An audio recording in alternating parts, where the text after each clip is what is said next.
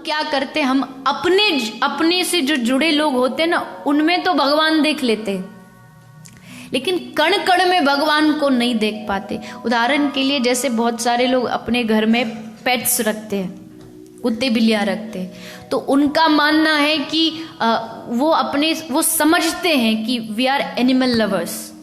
लेकिन क्या ऐसा होता है? घर में वो कुत्ता रखते हैं और रेस्टोरेंट में जाके मेन्यू में क्या ऑर्डर देते हैं? मैं नाम नहीं लूंगी, आप सब जानते हैं, मुझे नहीं लगता यहाँ से नाम लेना ठीक है, लेकिन वो वहाँ ऑर्डर पे वो देते हैं और वैसे वो कहते हैं हम पशुओं से बड़ा प्रेम करते हैं। अरे क्या खाक प्रेम करते हो आप? एक तरफ आप दूसरे पशुओं को मार मार के अपने पेट को शमशान बनाते जा रहे हो और दूसरी तरफ आप दावा करते हो आप पशुओं से प्रेम करते हो। ये कैसा पशु प्रेम है? मुझे आज तक समझ में नहीं आया। पशु से प्रेम करना है तो हर जीव मात्र पर, चाहे चींटी हो चाहे हाथी हो, सब पर दया हो। मेरा क्या अधिकार कि मैं इसको मार सकूं? मेरा क्या भगवान ने मुझे ये राइट दिया है कि जाइए और जाकर के मार के जो मन करे करिए? अगर कॉन्स्टिट्यूशन के कुछ लॉज होते हैं तो भगवान के भी कुछ नियम होते हैं, और उन नियमों का उल्लंघन करने पर भी नरकों का वास मिलता है, जो उन नियमों को मानता नहीं है। और भागवत में साक्षात लिखा है जो पशुओं को मारता है उसको नरक में जाना ही पड़ेगा। तो इसलिए अपने हृदय में सबके प्रति प्रेम हो, वात्सल्य हो। कई बार लोग मुझसे कहते अरे आपको ये क्या झंझट पड़ा, ये गौ सेवा धाम हॉस्पिटल, अच्छा खासा कथा करो, मौज लो, जो थोड़ा बहुत धनराशि आती है उसको अपने लिए उपयोग करो, फिर किस चीज़ की आवश्यकता ये सब झंझट में पड़ने की।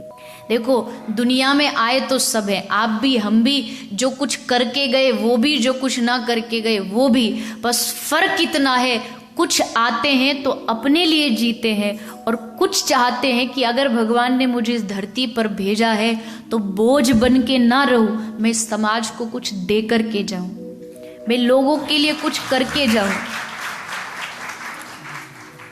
आज के समय में जो इंसानियत धीरे धीरे मर रही है, मैं उस इंसानियत को जिंदा करूं।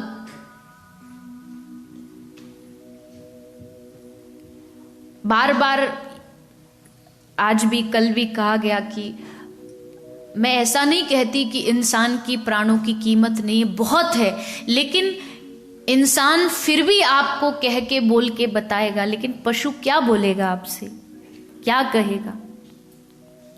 उनके हृदय की पीड़ा जो होती है ना, वो उनकी आंखों से झलकती है। उनकी आंखों में प्रेम भी होता है, क्रोध भी होता है, सब उनकी आंखों में झलकता है। मैंने स्वयं अनुभव किया है, इसलिए आपको बता सकती हूँ।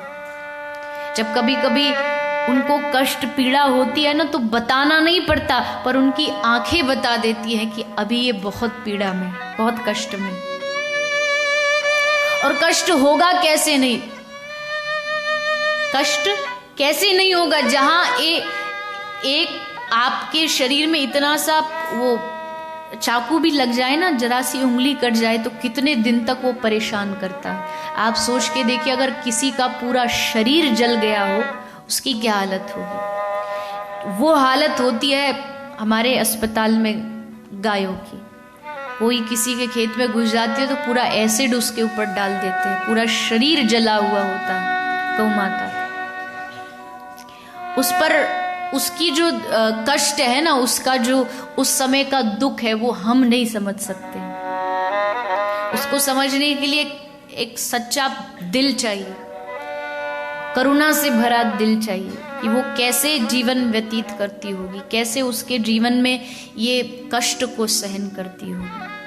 कितनी गायों को उनके बालकों से दूर कर दिया जाता है सिर्फ इसलिए क्योंकि मालिक उसको बेच देता है। वो गाय अलग बछड़ा अलग, उनको अलग अलग करके उनको कत्ल खानों में भेज देते हैं।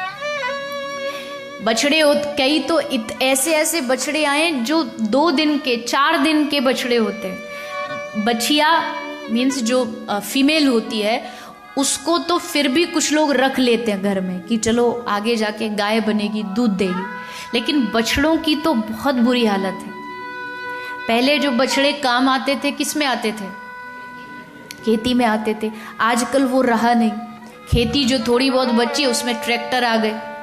इसकी वजह से जो गायों के बैलों का जो जरूरत थी वो खत्म हो गई। तो अब बैलों का क्या होगा? आज जितनी संख्या में गाय मिलती हैं उससे ज्यादा संख्या में बैल मिलते हैं, बछड़े मिलते हैं, सड़कों पर घूमते हुए। घर से उनको निकाल दिया जाता है।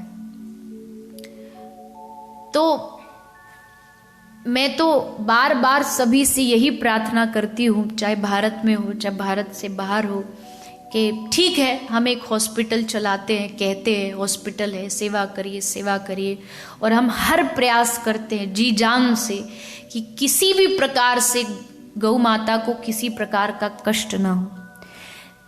केवल गाय नहीं, कोई भी प्रकार का पशु आ जाए, कोई भी लेके आ जाए, वो वहाँ से वापस ना जाए, हम ये प्रयास करते हैं। चाहे बड़े से बड़ा उसका कोई इलाज हो वो वहाँ हो जाए, ऐसा प्रयास किया जाता है।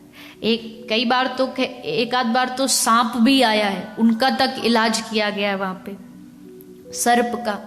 तो कोई पशु हो कोई पक्षी हो, कोशिश करते सबका ठीक होकर के ही वहाँ से निकले। पर एक अस्पताल सॉल्यूशन नहीं है। ये एक छोटा सा पहल है कि हम कर रहे हैं, शायद देख के और लोग भी प्रेरित हो, पशुओं से प्रेम करें, आगे बढ़े। लेकिन ये समस्या का समाधान नहीं है, ये एक प्रयास है। अब हर एक संस्था की अपनी एक कैपेसिटी होती है। हमारी संस्था जो गौ सेवा धाम हॉस्पिटल है, जो हमने जगह ली है, उसकी कैपेसिटी है लगभग 500-600 गाय उसमें रह सकती है। अब 600 गायों का जहाँ स्थान है वो पूरा ऑलरेडी फुल है। तो अब भारतवर्ष में तो केवल 600 गाय नहीं है, अनेक हैं जो सड़कों पर घूम रही हो।